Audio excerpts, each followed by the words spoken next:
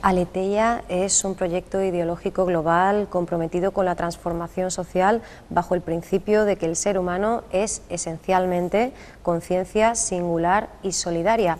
Tenemos con nosotros a Rosa Almansa. Rosa, muy buenas tardes. Hola, buenas tardes. Bienvenida a Córdoba TV. Rosa es profesora de la Universidad Internacional de La Rioja, su especialidad es la historia contemporánea y vicepresidenta de esta asociación, así que bueno, Aleteia significa verdad en griego, ¿verdad, Rosa? La verdad que se hace evidente por sí misma. La verdad, efectivamente, o sea, en un sentido holístico, ¿no?, del término. Te pregunto, Rosa, ¿nace esta asociación en contrapartida a esa visión quizá individualista más propia de la filosofía posmoderna, más lo que tenemos ahora? Y bueno, ¿bajo qué circunstancias se genera y cómo llega aquí a la ciudad de Córdoba? Bueno, pues se genera por una inquietud, en realidad, de no perder nuestra humanidad, porque efectivamente, como bien apunta, el ambiente posmoderno, ¿no?, que se ha hecho prácticamente universal, a pesar de que afirma que todo es relativo, ¿no? Sabéis que la filosofía posmoderna, digamos, su principio fundamental es que todo es relativo, sin embargo se ha hecho una verdad absoluta, de que todo es relativo, hasta el punto que todas las verdades pues se han hecho indiferenciables, cualquier cosa es válida, ¿no? Entonces, lo mismo vale algo que para nuestro punto de vista es sagrado, como puede ser la defensa de la vida humana, como cualquier otra cosa, ¿no? Todo. Entonces, ante esa inquietud, ¿no?, de querer realmente unos valores a los cuales, digamos, puedan ser referentes universales para que todos nos podamos reconocer en nuestra humanidad, en lo que realmente somos, salvaguardando la diversidad y la singularidad de cada cual, de cada pueblo, de cada persona, pero sin embargo podamos reconocernos como humanidad, ¿no?, como uno en esa diversidad, ¿no? Pues de ahí surge el deseo de ser más humanos, sobre todo dando, que creo que es como realmente nos realizamos. Una cultura del dar es una cultura humana, una cultura que busca dar para, en última instancia, tomar, pues que es la actual, ¿no?, el modelo competitivo nos va degradando en los auténticos valores. Por eso surge Aleteia como un intento de diálogo, de compartir con otras personas y con otras asociaciones, con otros colectivos sensibilizados en esta problemática, para buscar juntos unos valores comunes, los que nos podamos reconocer todos. Y Aleteia, como decimos, está en Córdoba, pero tiene ya un previo, una trayectoria, por ejemplo, en Sevilla, ¿no? Bueno, estamos colaborando efectivamente en Sevilla con otras asociaciones, por ejemplo, una asociación que se denomina Iniciativa Cambio Personal, Justicia Global, con lo que colaboramos activamente en un foro que tienen actualmente de ética y política. Estuvimos también en el foro de espiritualidad, en una asamblea de espiritualidades que se montó también, bueno, pues con un deseo, ¿no?, de que compartamos todos nuestra inquietud de espiritualidades, en el sentido no estrictamente religiosa, sino en realidad en ese deseo, ¿no?, de encontrar todos una unidad y de realizar lo mejor de nosotros mismos, ¿no?, en ese sentido de espiritualidad. Y ahora pues llevamos un tiempo trabajando en un encuentro de espiritualidad y educación con otras comunidades, por ejemplo la Bahá'í y otras personas, ¿no?, pues, por ejemplo psicólogos, educadores, etcétera, en las que busquemos un paradigma común educativo, porque ahora quizá el problema que nos embarga es la dispersión de proyectos, en la que, bueno, pues al final lo que surge es la desorientación de todo, la dispersión de esfuerzos y la multiplicación de mensajes contradictorios, ¿no?, que está dando lugar a problemas muy graves en el ámbito educativo. Y ahora hemos querido trasladar, pues digamos, ese proyecto a Córdoba. Ya celebramos una primera sesión de reunión en torno a esto el 17 de este mes, en la que ya pudimos empezar a compartir y a poner unas bases, pues de un nuevo modelo educativo, que es lo que queremos de alguna manera plantear y construir. Ahí se muestra esa vocación también de dar testimonio, ¿no?, que tiene la asociación, el movimiento, podríamos decir. Es la educación, entendemos, el primer nervio a tocar, ¿no?, en pos de esa conciencia colectiva, ¿no? Efectivamente, pero teniendo muy en cuenta que la educación no se puede separar del resto de las dimensiones humanas. Quiero decir que la educación ahora mismo se plantea de forma muy abstracta, son muchas veces mensajes que transmitimos al niño, a los niños y a las niñas de los colegios, les damos, bueno, pues mensajes como la tolerancia, la pluralidad, etcétera, pero no hay un proyecto colectivo humano que nos vincule a todos. Digamos que lo que buscamos es un proyecto común de humanidad que se pueda realizar a través de objetivos, realizaciones concretas.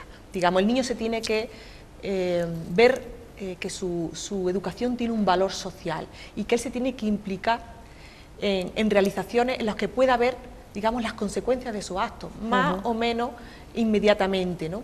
Y eso genera en él una responsabilidad frente al colectivo, porque el colectivo de referencia, digamos, es fundamental.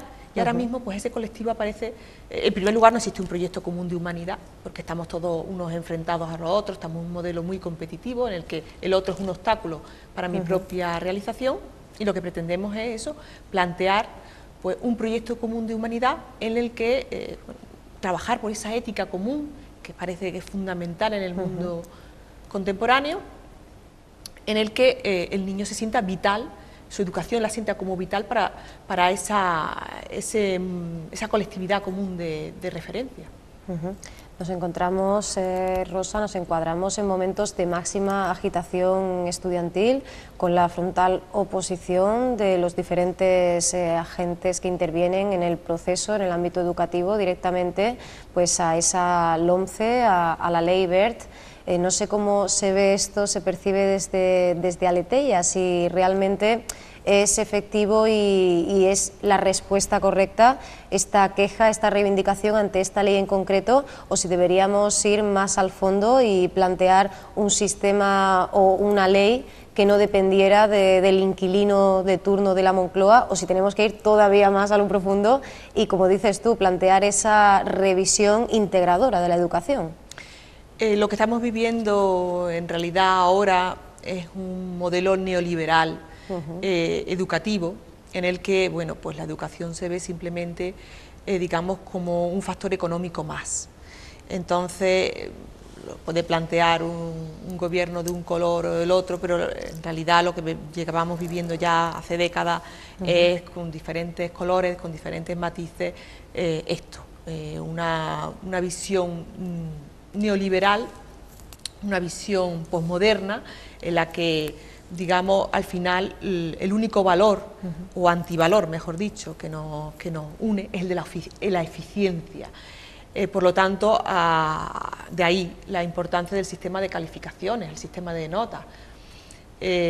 Mientras no revisemos todo esto, pues digamos que la educación se va a ver como un factor económico más y no como lo que debe ser, un factor de humanización en el que se potencien, digamos, tres dimensiones esenciales del ser humano y, por tanto, del niño. Por un lado, su personalización, su singularización. El niño tiene que ser, digamos, único, no vale la educación estandarizada, la educación gregarizada, pero por otro lado, fomentar su socialización, es decir, el niño tiene que ser, digamos, un factor esencial, como decía antes, ante su colectividad. Tiene que tener una responsabilidad social que ahora mismo pues no se está dando. Cada uno, digamos, lo que se potencia es que tú compitas con el otro, y las notas, las calificaciones, son un sistema de, en realidad, desvalorización o valorización o desvalorización para el otro, ¿no? Nos medimos en relación de competencia, mientras que el objetivo fundamental de la educación debe ser la valorización para su realización, digamos, la realización del niño en sus creaciones singulares, ¿no? Y por otro lado, fomentar en él el sentido de trascendencia. Nosotros lo entendimos el sentido de trascendencia no en un sentido religioso, que tampoco tiene por qué excluirse, pero en un sentido de que la persona tiene que ser creadora de su propio futuro. O sea, se nos está negando la facultad de crear nuestro propio futuro. Parece que estamos a remolque de los acontecimientos, ¿no? Siempre, digamos, reaccionando contra aquellos que nos va viniendo, mientras que el ser humano es un ser fundamentalmente creador de utopías, y eso se nos está robando. Se nos está robando una humanidad que es fundamental. El ser humano a lo largo de toda la historia siempre ha sido creador de su propio futuro, y el niño se tiene que integrar en todo esto. Y como digo, es fundamental que entre educadores, padres, personas sensibilizadas, vayamos creando realizaciones concretas en las que el niño se sienta partícipe de esa creación de utopías realizables, ¿no? De hecho, vosotros planteáis la existencia de escuelas de padres y de docentes, de padres, madres, docentes, incluso hablamos de un foro de educación en los centros. ¿Cómo se materializaría esto? Nuestro proyecto es la creación de una comunidad educativa en la que, digamos, procuremos trascender los roles que nos están separando. Estamos viendo todos los días en la escuela que padres y madres están compitiendo con profesores, que los estudiantes compiten entre sí. Digamos, estamos muy metidos en nuestros propios roles. De manera que en lugar de colaborar muchas veces, pues lo que hacemos es instaurarnos en esos papeles que hemos asumido y patrimonializamos, digamos, los padres, por ejemplo, a nuestros propios hijos, y no somos capaces de colaborar con otros en un proyecto educativo común. De manera que lo que se trata es, en primer lugar, de crear un foro en el que podamos compartir pues sentimientos y experiencias educativas, tratando de trascender todos esos roles y buscar, digamos, soluciones en común, pero eso tiene que ser a través de una teoría, digamos, holística, digamos, que nos sirva como referente, ¿no? En la que busquemos juntos unos referentes que nos sirvan de guía, de norte, en esa concreción que después podamos llevar. Pero es fundamental que colaboremos, digamos, todas estas personas en esa realización en la que mi hijo, digamos, yo sea responsable también ante los hijos de otros, o yo sea también responsable ante otros alumnos, digamos, todos nos sentamos responsables en una comunidad que sea de todos, ¿no? Dejemos ya las compartimentaciones en las que estamos sumidos, ¿no? Porque está todo muy compartimentado, ¿no? en el proceso educativo. ¿Y esto, Rosa, sería posible, sería plausible, dado el estilo de vida actual en el cual pues tanto el padre como la madre trabajan y hay tan poco tiempo que queramos o que podamos dedicar a los hijos? Hombre, por eso queremos unir este proyecto, digamos, con un proyecto global de transformación social, porque la educación, como decía antes, no es algo separado del todo social, de manera que la educación no se puede convertir en algo separado, en algo abstracto. Naturalmente tenemos que transformar todo nuestro modo de vida. El trabajo no puede ser algo, digamos, que nos esclavice, tiene que ser algo liberador, porque los seres humanos tenemos un potencial enorme y tenemos además derecho a realizarnos integralmente como personas. Por eso pensamos también vincular esto a un proyecto total, un proyecto político, un proyecto social, un proyecto económico, en el que la prioridad social sea la realización humana y el desarrollo de nuestra propia vocación, que hay que también trasladarlo, por supuesto, a la educación. La educación tiene que ser un proceso de búsqueda de la vocación, de la auténtica vocación del niño, de las verdaderas potencialidades del niño, que no se puede medir por métodos cuantificables como son las notas, porque la motivación, la capacidad creativa no se miden a través de las notas, y potenciar todo eso en el niño. Por eso tiene que ser una educación singularizadora y al mismo tiempo social, común. De ahí que excluyamos la educación, por un lado, la educación de élite, nada de educaciones separadas, de educaciones para unos pocos, pero tampoco la escuela gregaria. Digamos, la educación tiene que ser efectivamente común, pero ni gregaria ni elitismo. Excluimos todas estas cosas, pero eso tiene que ser ya producto de una transformación social general, porque uno de nuestros objetivos fundamentales, digamos, es la búsqueda de modelos humanos que han servido de guía siempre a toda la humanidad. Grandes singularidades, como pudieron ser, pues, por ejemplo, grandes científicos a lo largo de la historia, grandes personalidades, que fundamentalmente pues, puedo citar algunas, Sócrates, Jesús, Buda, el propio Einstein, otras muchas personalidades que en realidad si las miramos de cerca, pues lo que han buscado sobre todo es dar y valorizar al otro, que es el objetivo último de la educación, valorar al que antes era invisible, hacerlo visible y que dé los frutos que tenga que dar. Entendemos que estas carencias, este déficit, lo podéis ver, lo observáis, lo advertís tanto en el ámbito privado como en el ámbito público de la enseñanza, o hay alguno de los dos modelos, siempre grosso modo evidentemente y desde la generalidad a grandes rasgos, en el cual sí veáis un poquito más cercano ese concepto de escuela abierta, diremos ahora, que sea realmente transformadora frente a ese modelo que no queréis? Bueno, realmente ahora las escuelas, tanto sean públicas como privadas, están muy constreñidas. En realidad hemos hablado con maestros, con educadores de diversos ámbitos y realmente no pueden hacer lo que realmente quisieran hacer. Hay muchos proyectos pedagógicos, sobre todo surgidos en los siglos XIX y XX, sobre todo en el XX, interesantísimos, pues la escuela, por ejemplo, de Paulo Freire, se me ocurre, Montessori, Freinet, otros grandes pedagogos como Makarenko, se me ocurre, pero no caben en la escuela actual, por muy buena,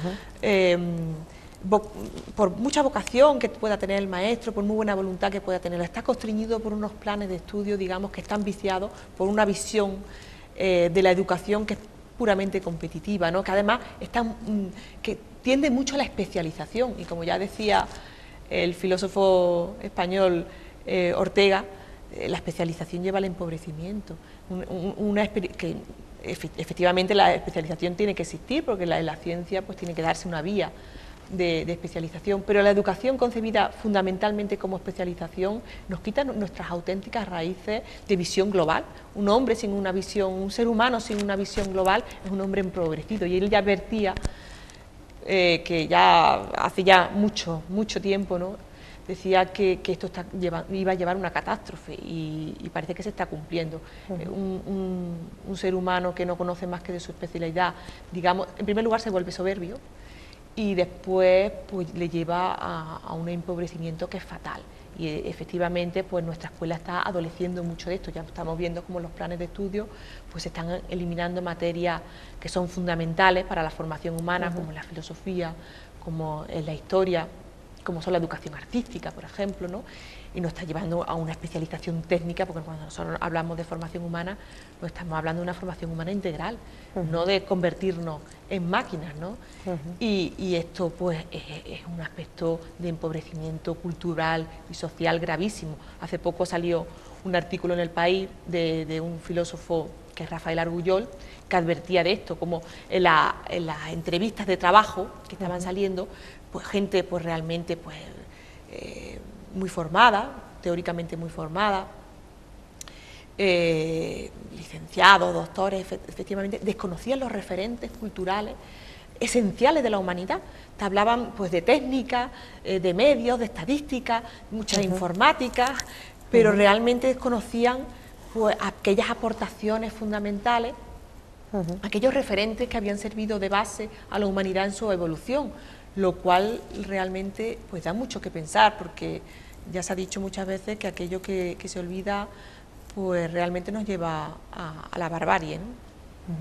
En este sentido, entendemos que el nuevo documento, esa Ley Wert, da un paso más, ¿no? Se aleja todavía más de lo que ya había al adelantar la decisión y al profundizar más en esa diversificación. Te pregunto, Rosa, si los conceptos de la competitividad, los conceptos de la relación de lo que estudio con el mercado que después me voy a encontrar, se pueden abordar de alguna forma positiva, o si a todas luces y en cualquier caso desde Aleteia pensáis que no, que en absoluto debería existir esa relación directa. La educación no puede estar relacionada con el mercado. La educación no es un producto. No es el ser humano no es una mercancía, no es un medio. Nosotros nos guiamos mucho por la famosa máxima de Kant, que nos parece genial, y que pocas veces se aplica, y que pretendemos tener como norte de que el ser humano siempre es un fin en sí mismo, nunca es un medio. Desde el momento que eso es así, pues vincular la educación con el mercado, con la rentabilidad económica, es una aberración en sus propios términos. Y además hay otra cosa, es que en todo modelo educativo, como en todo modelo económico, en todo modelo político, hay un modelo, digamos, una idea de ser humano de base. Se está pensando en una forma de ser humano. ¿En qué forma de ser humano estamos pensando ahora mismo, ¿no? Estamos pensando en un ser que no tiene identidad, que es precisamente lo que tú comentabas del modelo posmoderno. Desde el momento que el ser humano no tiene identidad, cualquier educación es posible. Cualquier uso del ser humano, cualquier empleo del ser humano es posible. Nosotros pensamos que el ser humano sí tiene identidad. El ser humano es un ser que piensa, es un ser que ama, es un ser que decide, es un ser que tiene voluntad de crear, como decía antes, su propio futuro. Y a todas esas dimensiones, no es que sean derechos, es que son dimensiones básicas del ser humano, que si las perdemos, pues perdemos todo lo que somos, digamos. De manera que una educación que pierde esos referentes es una educación instrumentalizadora, deshumanizadora. Es como digo, una aberración en sus propios términos. Y además hay otra cosa, una cosa es la diversidad, digamos, en la educación, la diversidad que puede ser sensible ante las diferentes, bueno, pues medios culturales, etcétera, ¿no? Y las diferentes raíces, las diferentes lenguas, en fin. Y otra cosa es la educación basada en la desigualdad. Una educación, como decía antes, que permite la educación de una determinada élite, las diferentes calidades educativas, es una educación pues imposible, digamos, es una educación que reproduce privilegios y desigualdades y que en el fondo pues nos lleva a que haya visiones del mundo pues, que realmente nos veamos como alienígenas unos a otros, no nos conozcamos en el otro. ¿Cómo voy a pensar lo mismo? ¿Cómo voy a sentir lo mismo si vivo en un barrio, digamos, en la que no veo más que fealdad a mi alrededor, no veo más que pobredumbre en todos los sentidos, ¿no?, que en otro barrio en el que me creo superior, ¿no?, digamos, al resto por mis propias condiciones de vida? No se puede forjar un auténtico proyecto humano en condiciones de desigualdad. Por eso de ahí la vinculación del propio proyecto educativo con un proyecto, como digo, global, ¿no? Que empezaría además precisamente por generar un entorno, ¿no?, alrededor del centro, de ese perímetro, digamos, socialmente adecuado, ¿no?, en el cual pues sí pueda florecer esa otra manera, esa nueva visión, ¿no? Y en la que el propio niño se implique en de hecho, ese plantea entorno. actividades, ¿no?, de cuidado, mantenimiento, para empezar de la barriada, ¿no?, en la que estudiemos o vivamos. Habíamos pensado un proyecto en la que precisamente contando con la colaboración de docentes, de padres implicados, en la que el niño se sienta responsable exactamente de su propio entorno, por ejemplo, que pueda colaborar pues, con ancianos, por ejemplo, con comunidades más necesitadas, en las que, digamos, el niño se pregunte el porqué de esa diferencia entre un entorno y otro. Y otra de las cosas que habíamos pensado es abordar, por ejemplo, el problema del acoso escolar, porque es un problema absolutamente candente, en el que habíamos pensado que es fundamental que el niño se objetive a través, por ejemplo, del cine o de la realización de documentales, que él mismo se vea, digamos, desde fuera como perteneciente a ese grupo agresor, porque no solamente basta, y ya estamos hartos, ¿no?, de que los profesores, los docentes con muy buena voluntad, pues adviertan, den consejos, admoniciones, pero todo eso resulta vacío. Es necesario que el niño, a través de otras experiencias, se vea desde fuera, ¿no?, y de ahí la importancia de que podamos encontrar, ¿no?, gente que colabore, que nos ayude a que el propio niño se vea a través de otras experiencias como que pertenece y digamos, cree en él una situación, un sentimiento de responsabilidad ante una situación agresora, ¿no? Yo me estoy comportando así, pero eso se ve cuando tú te ves desde fuera, ¿no? y vas asumiendo una responsabilidad. De ahí la necesidad del diálogo en el que el niño participe, ¿no? Y la importancia, por ejemplo, del cine como un instrumento educador fundamental, ¿no? Incluso de cara a esa aceptación de la diversidad, habláis de una interacción real, efectiva, constante con otros centros, e incluso también habláis, hacéis referencia a la posibilidad de que colectivos, asociaciones, organizaciones, pues por ejemplo de la barriada, puedan tener como centro de operaciones el mismo centro, ¿no? Para fomentar esa relación, ¿no? Exactamente.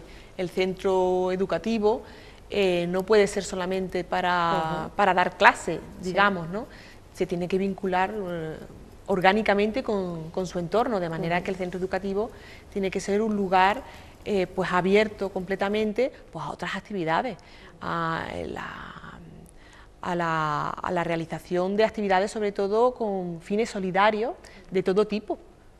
Tiene que ser un instrumento de transformación social. Yo me he quedado muchas veces asombrada con mis alumnos. He dado clases en máster de formación de profesorado, ¿no? Y los futuros profesores llevan muy incorporada la idea de que la educación es un factor de adaptación a las exigencias sociales, y muy pocos, y realmente me ha alarmado mucho, muy pocos son aquellos que piensan que la educación es un instrumento de transformación social, de creación de conciencia crítica. Y mira que se habla de la creación de conciencia crítica en nuestros días, y sin embargo son muchos los que piensan, no, la educación es un factor de adaptación a las exigencias sociales. ¿Hasta qué punto tenemos introyectado, ¿no?, de que debemos seguir la corriente, de alguna manera adaptarnos a las exigencias externas, que muchas veces son exigencias externas que no responden a las exigencias internas más auténticas nuestras? Mientras esa disociación se vaya entre lo que realmente nosotros somos como seres humanos y lo que se nos pide desde fuera, ahí hay un divorcio que tarde o temprano, estamos viendo todos los días, está produciendo conflictos, está produciendo desarreglos psicológicos, crisis existenciales, tensiones sociales, de todo tipo, ¿no? Del docente, y entiendo que también os planteáis dentro de este proyecto educativo no solo modificar, no sé si su propia formación, pero sí habláis concretamente del proceso de selección. Sí, efectivamente, digamos que en primer lugar el proceso de selección actualmente está muy basado, digamos, nuevamente en lo técnico, en la especialización, pero es fundamental digamos, una base cultural y una concienciación del propio profesorado y, por supuesto, de las instituciones educativas en una formación cultural, en un compromiso que es incluso moral, de la formación cultural del profesorado y de los padres, que quizás es hasta más difícil de conseguir que la propia educación del alumno, porque si los alumnos no ven a unos padres y a unos profesores motivados por la formación cultural, pues va a ser difícil que ellos también se integren. Y efectivamente el proceso de selección del profesorado, digamos, actualmente pues descuida esos aspectos y nos llevan a una competencia que es absolutamente inhumana, ¿no? Hay personas pues que efectivamente están años y años, pues digamos, en un proceso que les agota como en todos los aspectos, ¿no? Y que ya está bien, ¿no?, de abusar, ¿no?, aparte de que existen recursos sociales de sobra para formar buenos maestros y que, digamos, hay recursos sociales de sobra para que haya una plantilla de maestros realmente formados muchísimo más amplia, porque se está olvidando, digamos, se está dejando a la cola, ¿no?, esto que es fundamental para la formación social, ¿no?, porque al fin y al cabo la educación es un proceso de formación social del niño, de integración social del niño, se está dejando a la cola por otras cosas que realmente, pues, por ejemplo, la producción de mercancías totalmente superflua, que se le está dando una prioridad pues absolutamente lamentable, ¿no? Planteáis una figura de apoyo al profesor y también se pide para la figura del docente, del educador, esa, digamos, esa garantía, esa protección, ¿no? Porque está claro que en los últimos años, incluso diríamos en las últimas décadas, se ha visto muy devaluada y muy denostada, ¿no? El profesor no es hoy día una figura de autoridad, o por lo menos no se siente reconocida así, ¿no? Efectivamente, el profesor ha sufrido un proceso de desgaste fortísimo, pero en parte esto se debe, pensamos, a este proceso de desgaste de valores, digamos, a esta falta de referentes tan profundo en el que estamos viviendo. Desde el momento en que no tenemos ya claro qué está bien y qué está mal, pues cualquier figura, desde el profesor hasta los padres, pues pierden toda su autoridad. Pues lo mismo que tú dices, pues puede ser o no ser, ¿no? Claro. De ahí la necesidad de encontrar unos referentes comunes que nos vinculen a todos. Efectivamente, la sociedad del pasado pues tenían sus limitaciones, pero desde luego ese sentido de pertenencia, digamos, a una colectividad con unos referentes comunes, con unos valores comunes, pues daban al proceso educativo una efectividad tremenda, digamos, ¿no? Los niños, los educandos, se sentían vinculados profundamente a su sociedad, lo cual no estamos viendo ahora. Es que el individualismo no educa. De ahí que los niños pues, no se sientan identificados con los maestros y los maestros se vean una tarea algunas veces imposible, realmente, agotadora, y de ahí que el índice pues, de depresiones, por ejemplo, que están sufriendo pues, los educadores, ¿no? Que es casi más alto que en otras muchas profesiones, porque realmente pues, su valor es tan relativo como cualquier otro, ¿no? Y realmente pues, los mensajes que están teniendo peso pues, son pues, los que realmente sí están aceptados, aunque sea implícitamente, ¿no? Pues el éxito social, vacío, ¿no? Digamos, la cultura del ocio barato, de consumo, la obsesión por divertirse de cualquier manera, digamos, no del ocio creativo, todo esto, digamos, que realmente la efectividad, la productividad, ¿no? La eficiencia en realidad, es una cultura basada en la eficiencia material y productiva, lo que realmente está vinculando a una sociedad, ¿no? Que son antivalores en realidad, que no tiene valores auténticos comunes, ¿no? De ahí este caos social. Hay que reaprender a diferenciar qué es un valor y qué no lo es, ¿no? Exactamente, entre valores y antivalores, ¿no? ¿En qué realmente no estamos, por qué no estamos dejando regir? Hablamos de la figura del docente que desde Aleteia preferís llamar educador, ¿verdad? Porque digamos que trasciende, ¿no? Ya el oficio, ¿no? Esa función de educar igual que lo hacen los padres y las madres, y aquí es clave también la cuestión de la metodología, del margen de maniobra, el campo de acción, digamos, con el que se encuentra el profesor, ¿no? Cuando se halla frente a ese libro de texto que también habría que revisar, ¿no? En cuanto al contenido, ¿no? Por supuesto, bueno, ya el cuestionamiento del libro de texto viene ya de lejos. Sí. Recuerdo que Célestine Freinet en Francia ya lo cuestionaba hace ya bastantes décadas, porque realmente el libro de texto lo que hace es acotar el conocimiento de una manera sumamente empobrecedora. En primer lugar, mata la curiosidad en el niño. El niño tiene que investigar por sí mismo muchas cosas y descubrir la verdadera riqueza de las cosas. Cuando realmente tú abordas un texto amplio, un pensamiento, por supuesto cada cosa a su nivel, ¿no? Según la edad y la formación del niño.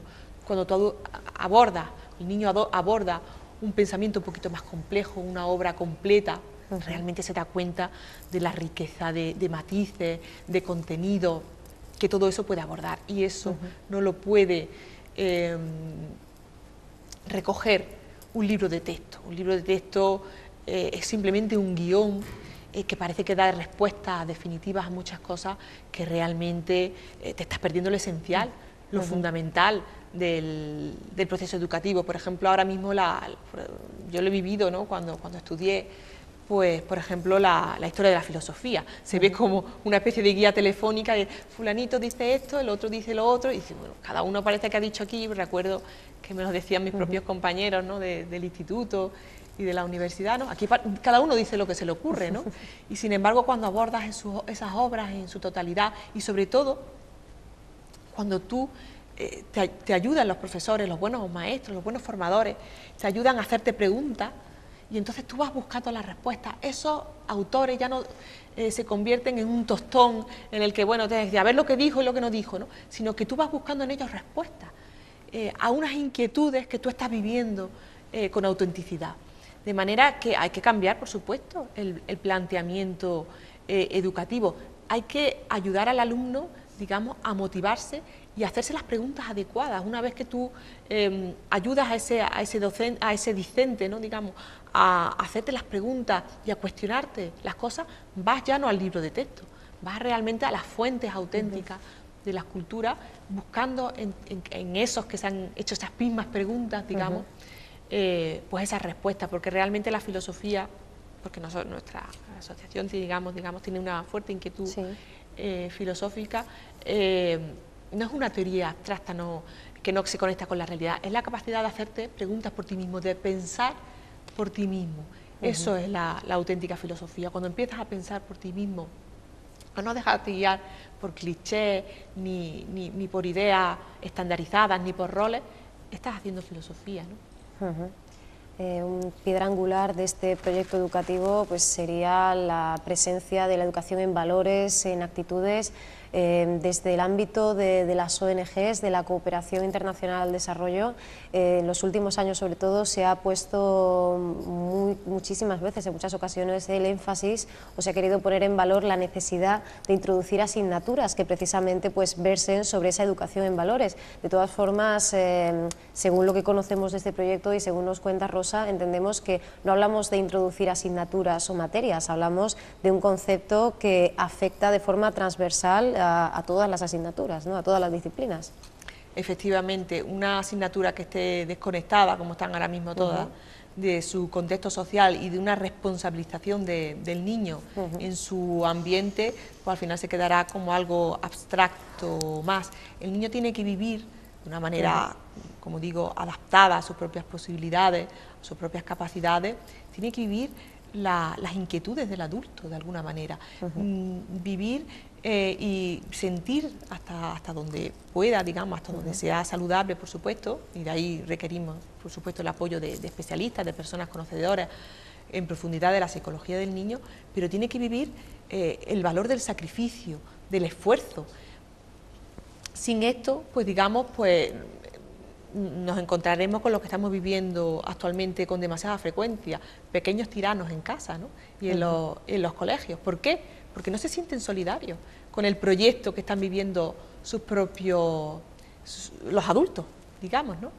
De manera que, pues, por supuesto, que el niño tiene que vivir de alguna manera, tiene que sentir pues lo que es realizar un trabajo, lo que es realizar un esfuerzo, lo que es implicarse en un proyecto social. Por eso de ahí decía antes la necesidad de las realizaciones concretas, de proyectos concretos. No se puede tratar solamente de asignaturas. Las asignaturas, digamos, pues son algo, pues, en realidad vacío, algo que hay que memorizar y que después se olvida y aíslan al niño y compartimentan un conocimiento pues que en realidad, en el fondo, pues como toda la realidad, no está compartimentado, ¿no? ¿Y cómo encajarían aquí, Rosa, las enseñanzas éticas?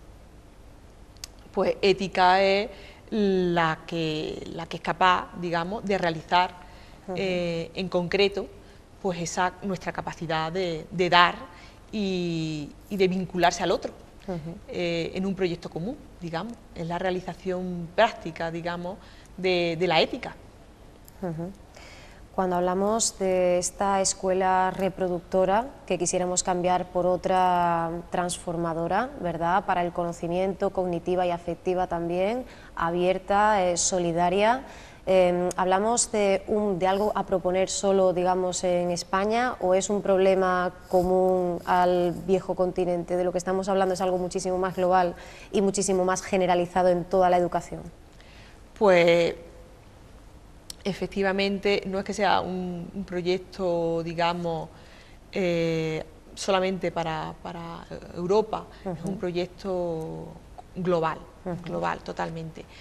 Vivimos ya en una sola humanidad, de hecho, en realidad el modelo cultural occidental, por llamarlo de alguna manera, que está ahora mismo en profundo cuestionamiento, en profunda decadencia, es un proyecto que que está comiendo identidad de otros colectivos. Esto ya va ya muchas décadas funcionando, desde la época pues, del imperialismo, del primer colonialismo en el siglo XIX, desde la expansión, digamos, capitalista, ya en todo el continente.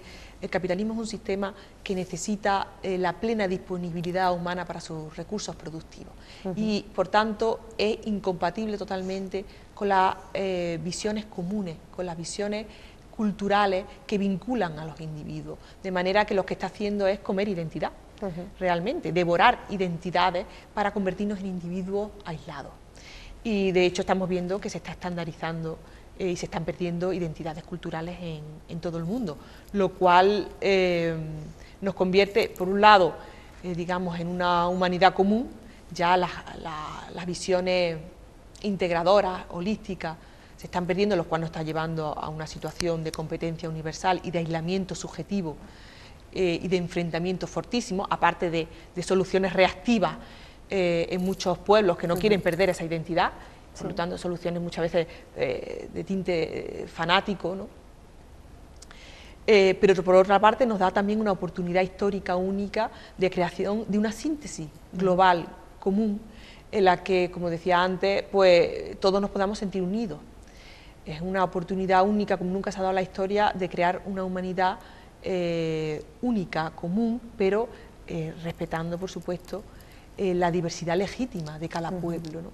Es verdad que es una situación límite, peligrosísima, pero ya no valen los proyectos compartimentados.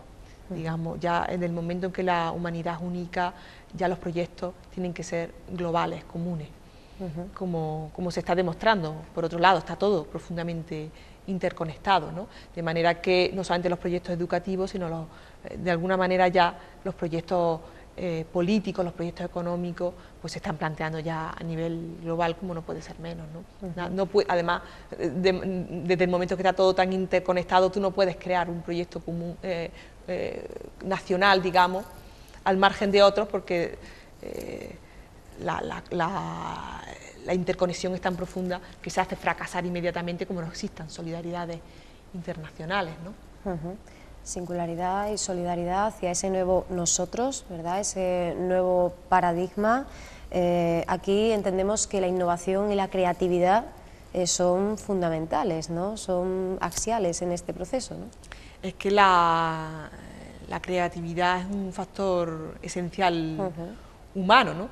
No se trata de la innovación productiva, no se trata de la creación, digamos, de la continua renovación, digamos, a la que vertiginosa, a la que nos tiene acostumbrado el sistema. Se trata de rescatar lo auténtico, digamos, de las tradiciones culturales de la humanidad y de, por supuesto, darles una nueva síntesis creadora, aportando de nuevo lo que haya que aportar y desprendiéndonos de aquellas adherencias históricas, caducas, que existen en muchas tradiciones, de manera que habrá que renunciar a muchos particularismos que existen en muchas tradiciones, tanto religiosas como laicas, o no creyentes, mejor dicho, ¿no? Renunciar a esos particularismos y hacer un esfuerzo por esa ética común, esa ética universal, a la que tendremos que avanzar más tarde o más temprano si no queremos vernos en el abismo, ¿no? Una escuela cognitiva, pero también afectiva, ¿no? Esto es muy importante, expresar, exteriorizar emociones, pero también aprender a reconducirlas, ¿no? Efectivamente, somos sentimientos, somos emoción, somos pensamiento y somos voluntad. Luego, no se pueden educar todas esas facetas por separado, tienen que estar integradas armónicamente. Ahora mismo la educación de sentimientos está en nuestras escuelas prácticamente abandonada. No estudiamos matemáticas, estudiamos física, estudiamos tecnología, pero, por ejemplo, no se nos enseña cómo en el futuro educar a nuestros hijos, por ejemplo. Una cosa que es absolutamente fundamental, ¿no? No sabemos cómo reeducar o educar nuestras propias emociones, cómo reconducirlas, cómo hacerlas, digamos, provechosas o cómo darles plenitud. No se nos ayuda a tomar decisiones. Al contrario, digamos, estamos siempre comparándonos, se nos ayuda a convertirnos en referentes de nosotros mismos, ¿no? En autorreferenciarnos, sino que siempre se nos está comparando, pues, como lo que decía antes, a través del sistema de calificaciones, de manera que es fundamental una educación en todas esas dimensiones fundamentales que constituyen, pues, nuestro ser, nuestra esencia. Sin eso, pues, cojearemos en muchos aspectos en la vida, ¿no? Como está ocurriendo. Hablábamos antes del cambio en la figura del docente, de la implicación por parte de los padres, pero también, más que necesaria, el cambio de perspectiva con respecto al propio alumno. Vosotros planteáis incluso el que sea participativo hasta el punto de que esa participación, pues, se refleje en decisiones que sean vinculantes o que forme parte, ¿no?, de las decisiones que se tomen en el propio centro educativo, ¿no? Pues sí, realmente a su nivel, claro. Teniendo en cuenta digamos, las capacidades del niño, su capacidad de implicación, y allí hasta donde pueda conocer. No se trata de que el niño, por ejemplo, decida o forme parte del proceso de decisión, por ejemplo, que digo yo, del sueldo del profesor, ¿no? Pero sí en aquellos ámbitos, en aquellas facetas en las que él, digamos, pueda sentirse responsable. Forme parte, tiene que formar parte del proyecto educativo, como digo, del centro, y hacerse responsable de su propia educación, porque él tiene que sentir, que experimentar que su educación es fundamental para su grupo social de referencia. Tiene que experimentar que su educación es vital, y eso no lo puede hacer si no se siente responsable ante los demás, y adopta pues las competencias, digamos, las funciones que él pueda razonablemente asumir y que sean beneficiosas para su entorno más inmediato o más, digamos, más distante, ¿no? Pero tiene que ver siempre, de alguna manera, reflejadas las consecuencias de sus acciones, más cercanas o más lejanamente, pero tiene que experimentarlas y verlas como beneficiosas, ¿no? Y hablamos también, Rosa, de otra de las grandes carencias que han puesto sobre la mesa, sobre todo los padres y madres y las madres de niños con discapacidad, y es que actualmente no existe esa atención pormenorizada, personalizada a estos casos, y en la mayoría de ellos al final lo que se consigue es el profundo aislamiento, ¿no? Ellos plantean, pues, medidas como, por ejemplo, pues, educadores que estén permanentemente con ellos y una mayor integración con el resto de los alumnos, ¿no? Porque el docente per se no está preparado quizá para atender este problema, ¿no? Es que realmente la educación no es una prioridad social. Claro. Desde el momento que esto es así y que solamente se pretende crear, pues, técnicos eficaces, profesionales especializados, pues realmente, pues, todo esto tiene que sufrir graves carencias. Por supuesto que tiene que haber una educación personalizada para todo ese tipo de personas, y además no solamente esto, sino no hacer la vista gorda, como está haciéndose muchas veces, sobre esas situaciones de discriminación completa, de insolidaridad profunda que estamos viendo todos los días en los patios de los colegios, y que no sabemos cómo afrontar, ¿no? Ya no se trata solamente de coger a esas personas que están en una situación pues más difícil, de inferioridad de oportunidades o de condiciones, integrarlos en un medio que muchas veces es hostil. sino, digamos, implicar a los niños en tareas de colaboración activa con sus compañeros, digamos, a todos los niveles. Por ejemplo, en lugar del sistema competitivo actualmente vigente, pues aplicar sistemas de colaboración de aquellos, digamos, que vayan un poco pues, más adelantados o que sean coyunturalmente más capaces, con otros, digamos, para ayudarlos en su proceso educativo y que todo eso se vea fomentado. O sea, que los mismos alumnos, los propios discentes, sean capaces de colaborar con el profesor en esa tarea educativa. Ahora mismo son plenamente pasivos. Plenamente pasivos y además, pues, como digo, competitivos con el resto, ¿no? Entonces, el profesor tiene que tener colaboradores en los propios alumnos en su proceso educativo, sentirse todos responsables de ese proyecto educativo global y común, ¿no? Que se vea como un proyecto de comunidad. Y en ello entran, pues, naturalmente, esas personas que se ven especialmente con hándicaps especiales, ¿no? Por todo lo que hemos podido leer y conocer hoy aquí, escuchándote, Rosa, pues advertimos que estamos ante un proyecto ambicioso, una carrera de fondo, ¿verdad? Un trabajo, Totalmente. Entendemos, a largo plazo, y de hecho ya me decías antes de comenzar la entrevista que por supuestísimo, ¿no? Que ya lleva un periodo fraguándose importante. Podemos leer en esa página web, en ese blog, el decálogo, ¿verdad? Esos puntos fundamentales de la educación y otros muchísimos estudios y artículos. Te pregunto, Rosa, ¿en qué momento de gestación estamos y cuál sería el siguiente paso? Porque veo que este planteamiento está ya más que bien definido, ¿no? Pues queremos hacer, vamos, yo aquí en este momento quiero hacer un llamamiento a todas aquellas personas sensibilizadas con el problema educativo, con otros profesores, con otros padres, toda persona, digamos, que sienta esta problemática, pues a unirse al debate, a unirse al diálogo.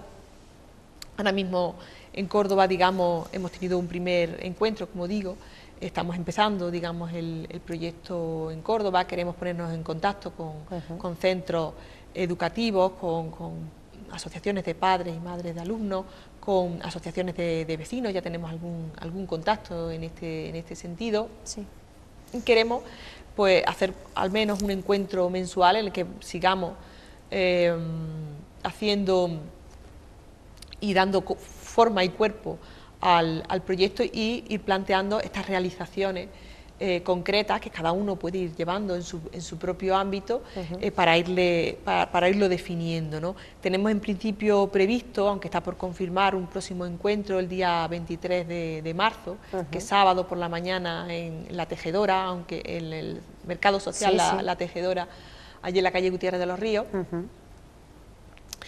Aunque, como digo, está por confirmar todavía, pero que se puede consultar oportunamente en nuestro blog de la Asociación Aletella y también en nuestra página de Facebook, y invitar a todas estas personas, a todos estos padres y docentes a participar activamente, porque sin ellos, digamos que bueno, pues el proyecto, pues naturalmente falta de material, bueno, de espíritu humano, digamos, ¿no?